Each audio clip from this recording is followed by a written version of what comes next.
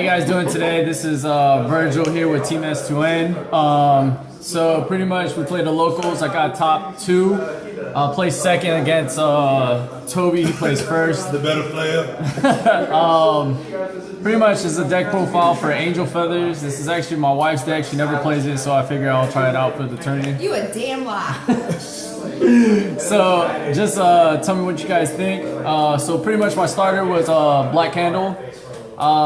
Compared to the other starters, this is probably my favorite of the starters because not only does it build up my soul if I need it for strides, which I'll explain more when I get to the stride side, but also not only that, it lets me tutor from the damage zone, which is usually a big thing, especially when it comes to after my first stride, because if I needed a stride fodder or anything like that, I could definitely tutor into the damage zone from the damage zone to be able to make this happen, alright?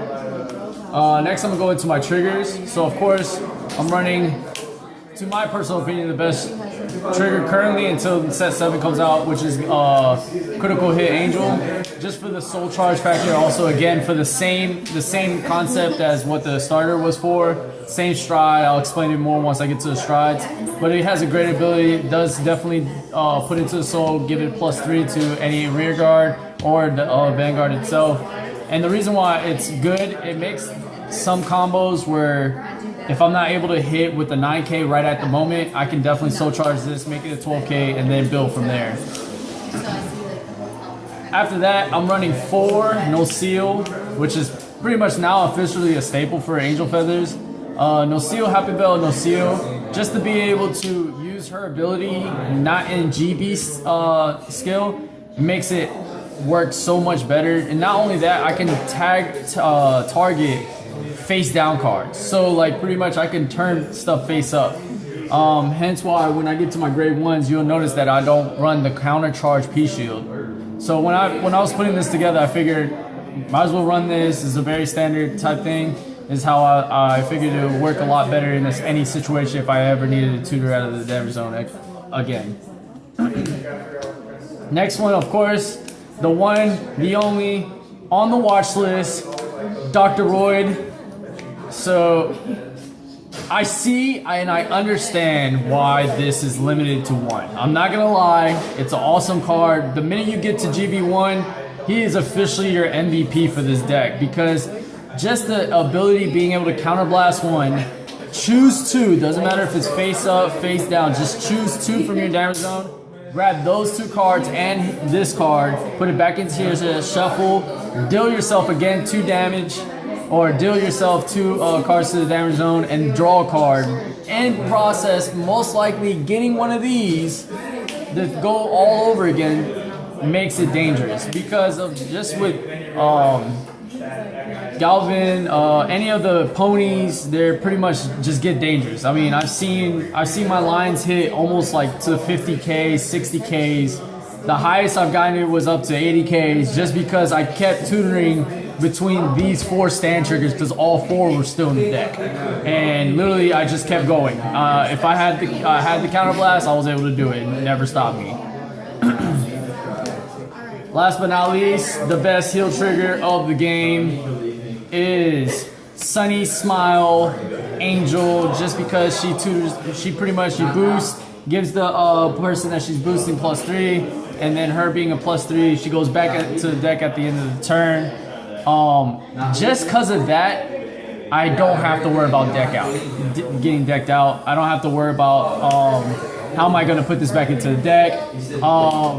It's a little struggle making the decision on whether if I want to use it for boost or hold it on to the defense factor for the G Guardians. That's probably the only thing now with having these is where the struggle is, because right now there's not really a very good tier Legion for Angel Feathers. So because of that, just know like if you use the heal trigger for G Guardian, it's gone completely. But definitely one of the best heal triggers in the game. Other than the one I think is either OTT, which actually has the same ability. So now I'm gonna go into my grade 1s. I run 3 stride fodders, excuse me. I run 3 stride fodders. I've been thinking about moving up to 4. Just because the deck main is more focused on Galvin. Gavrail, whatever. Sorry, my speech is horrible. I learned English last year. But I use the Stride Fodder definitely for just the Stride Focus, either that or I'm using the other grade 3, but it's definitely a good card. Everybody knows about it. The next one, the other MVPs of this deck, which is the, again, Battle Cupid Nociel. You guys know the ability. This girl went up in price and now it's like stupid amount of money for it, but it's really good just being able to, especially in GB2 skill with Gal, you'll be able to guard with it, and already if you have the grade 2 that pretty much gives it +2, that's the whole front row pretty much getting a +4, especially if you're running with Pony on the other side of the rear guards. Definitely good. Next, another MVP, you have 1000 Ray Pegasus. Just being able to constant tutor in this deck makes all ponies dangerous in the game because they're gonna constantly get that +2. Not in the living room. Alright, and then for P-Shields, if I had the original P-Shield, I would run the original P-Shield, but currently I'm running the Celestials. P-Shield has the same ability factor, just different looks. Being able to protect my rear guards is probably the biggest thing because of the biggest thing is protecting rear guards. I mean, definitely want to run the P-Shield to stop anything that gets in my way. So grade 2s, I'll be moving on to my grade 2s. I have 2 Black Slice. I only teched in 2 of these because if I ever find myself in a situation where I don't have the ponies, this is just in there just to be able to tutor in any other attacks, just to be able to tutor in the boost. If I have the ponies already on the field, then I'll be able to build up. I'll be able to build up the field itself with the Black Slice. Next is 2 Nociels, Love Gun, Machine Gun, Nociel. Again, placed on the fields, tutor something from the damage zones from your hand. I just run 2 because I don't run Nociel's grade 3 that much unless I'm put into a situation I need to. Next, Nurse of the Broken Heart, 4 of these. Because Nurse of the Broken Heart is what makes this deck dangerous. Just having her on the field, having 2 on the field is completely dangerous because it's boosting up the Vanguard so much more, especially with the GB2 skill.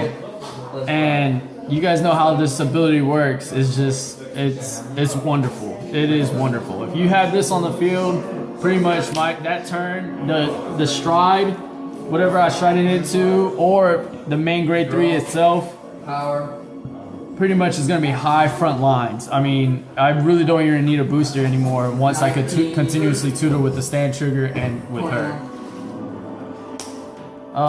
Then, last for grade 2s, 4 Million Ray Pegasus. And you guys already know because of 1000 Ray, same thing. They're both dangerous if your deck allows you to tutor enough. So I run 3 Nociels, Love Sniper Nociel. Just in case if I don't run into any of these in the beginning of the game, I run the Nociel to get me started up, and it also builds up my hand. You guys know how it goes with the pure Nociel build. I'll explain more why exactly I'm playing both. That will go into the strides. So then, the one and only Black. I main her for this deck just because of her GB2 skill. Because now with the Fires Collection coming out, you're able to pretty much get to her GB skill on the second turn. So pretty much the person that makes that happen is Holy. Zac is what I call her. Just her act ability, counterblasting 1, choosing 1 face down, flipping it, automatically activates this GB skill. So the minute my turn ends, I'm already on the defense, ready to go. Especially if I have the Nociel, the Guardian Nociel version. So the minute they swing their first rear guard at me, I'm pretty much putting out that 5K, and I'm boosting up my whole front line with +4, especially if I have broken heart. If I don't have broken heart, of course it'll be +2 to my Vanguard. But yeah, that's pretty much my main grade 3. Always want to try to ride into her. My strides, first stride of course is going to be Air Elemental Sea Breeze, just for grade 2 game. Everybody knows what it does. The counter blast 2, choose a card from your hand, discard, you have to be a grade 3, your opponent has to be grade 2, they didn't ride, etc, etc. But definitely need to at least staple 1 into the game, you know what I mean? Then we have my GB2 starter. Pretty much, literally, she is my first stride. No matter who I have on top, unless I come into a situation where I think I have Nociel as my Vanguard and I need to bust out Nociel's combo ability. If not, usually this is my first stride. And her skill pretty much is counterblast 1, flip 1, the whole front row gets +3, and then if you have 5 damage, it gains an extra 10k. I run 1 of the Holy Safari Yoel. The on-hit ability is something that I'm not fond with because I'd rather my abilities kick off when I attack and automatically happen than having to wait to see if my opponent's going to allow me to hit. That's I don't like on-hit skills. That's never been a fan of me. If I could run 16 strides that none of them are on hit and they all do awesome things, then I rather would do that. But I do take in 1 just in case. I run 2 Nociels just for the combo of being able to swap out, swap in. And because she doesn't flip, it's good for when I have to ride Nociel later game or if I ride Nociel early game. Either way, her combo, if I'm able to perform it with Nociels in the damage zone, definitely would do it. Just for pressure. This guy is usually always my 2nd or 3rd turn stride, just because of his ability. Because if I have the main grade 3 break stride, I get broken heart, and then I apply his ability, do the soul blasting, and this is the reason why I have the crit trigger and I have the starter, because of his ability. Because if I choose to want to activate it again and do another 10k, especially if I'm at 5 damage, 4 damage, I'm increasing my lines significantly just with 1 ability, and not even having the 2 or the stand trigger or anything like that. Of course, everybody in the Angel Feather deck wants to run my girl, Raphael, which is pretty much Persona Flip at GB2 and heal damage. I mean, if you get put in a situation where you don't have that much defenses, and you know that your opponent's about to hit you hard, this is the person you want to stride into and just Persona Flip the heal. And then my G Guardian.